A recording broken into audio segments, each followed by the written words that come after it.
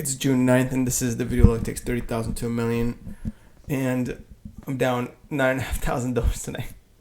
Big red market day today. Caught me a little bit off by surprise. I didn't think the downturn would resume this quickly. But there's something special about today's crash. It seems very deflationary. So after I review the account, I'm going to talk about that and I'll tell you my reasoning behind that statement. But first, as always, let's review the account.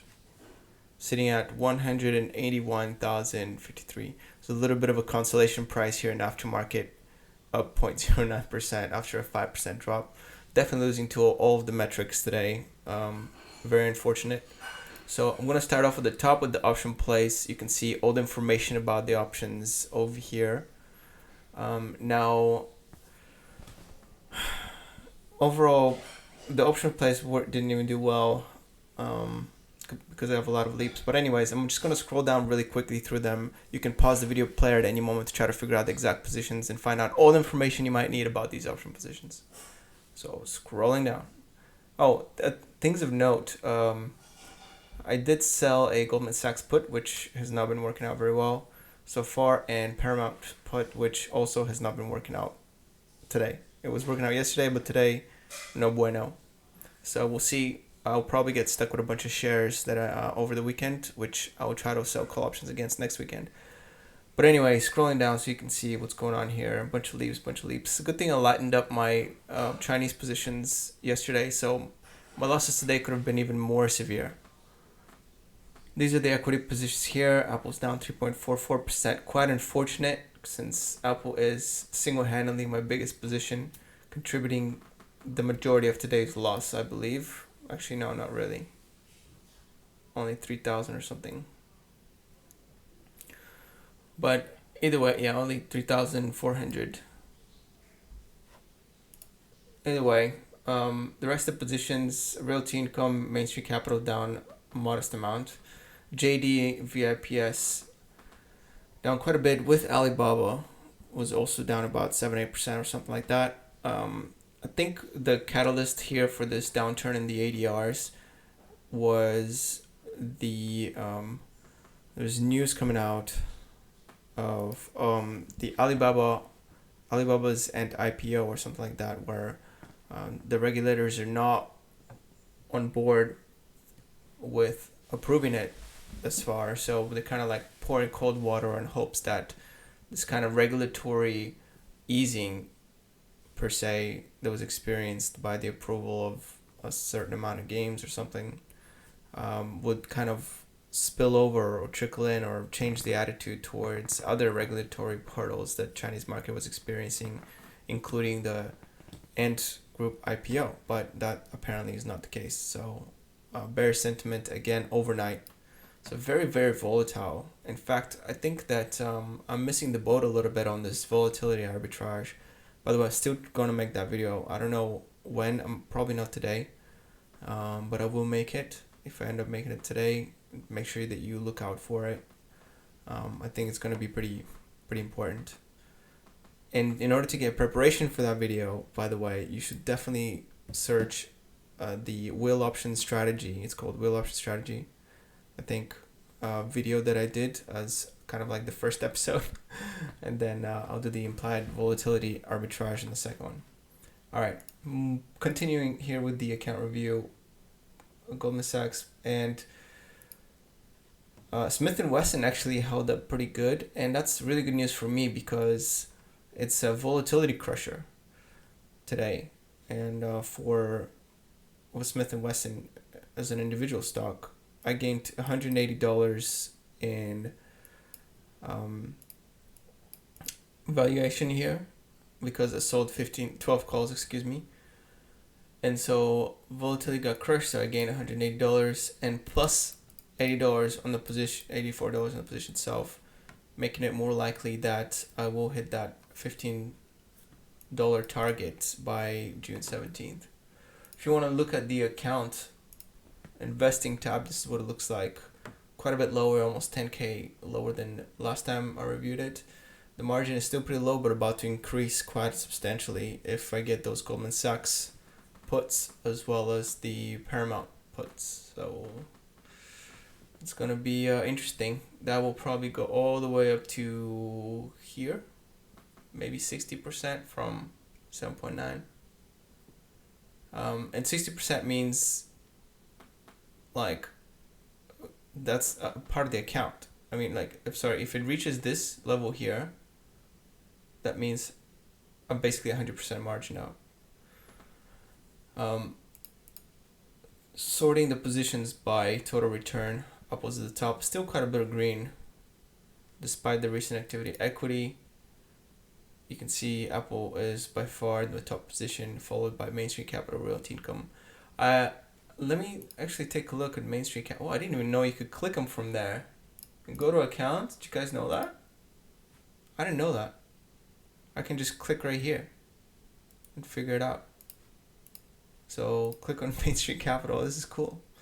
37.5. I actually have a put going, 3 puts, going for $35 entry point. So if it does reach down there, I will be buying 300 shares, putting my total over 1,000. It's going to be getting fat dividends, like 250 per month or something like that, which I can't be mad about.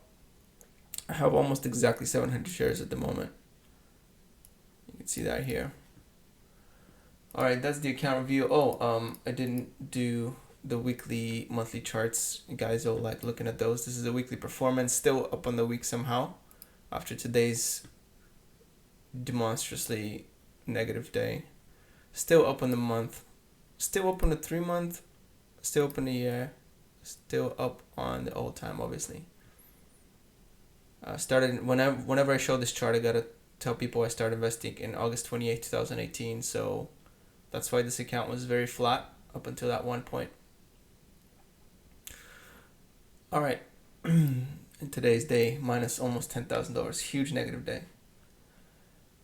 Okay, now why do I think this? Oh, there it goes. Alibaba's down 8.21%. Really, really big down. Down day.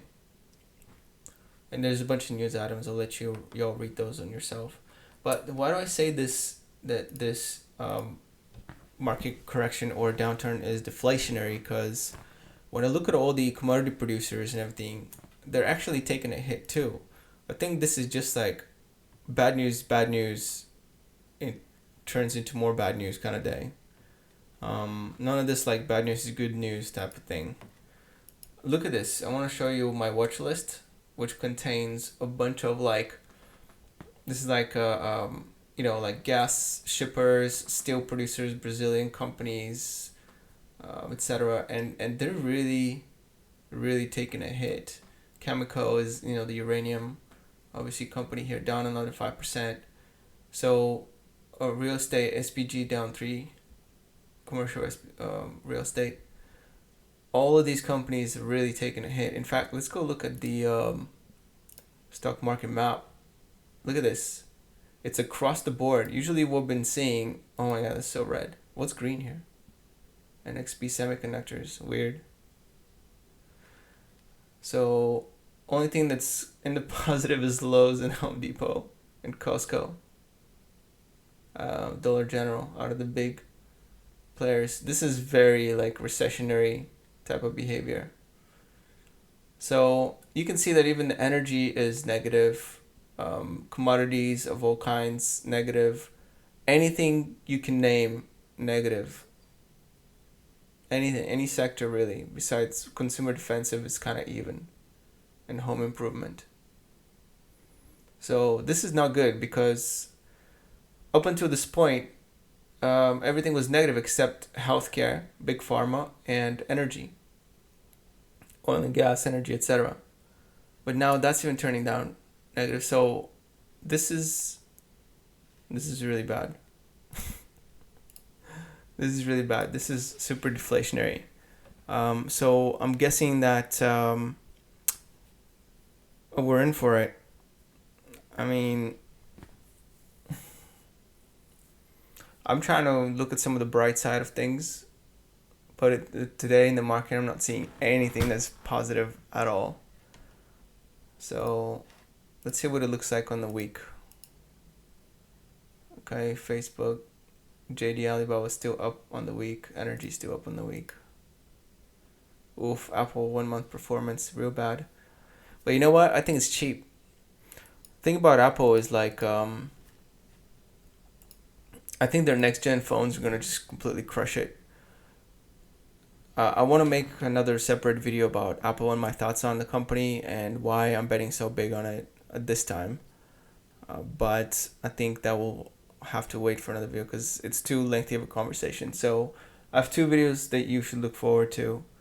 The implied volatility arbitrage, number one, and number two is the Apple, why I'm betting so big on Apple and what I think about what's going to happen this fall.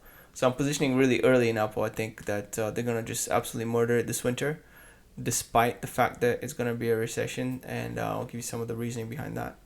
But anyways, deflationary crash today, real bad news, real bad for me. Hopefully you guys had a better day than I did. I think it's going to be really easy to have a better day than mine today, considering it's down like over 5%. So let me know what your gains and or losses are for today, so I can feel less miserable, or or at least feel better that somebody did better than I did. All right, I'll leave it at that today. I'll make another video tomorrow, and hopefully that volatility vid. Peace out.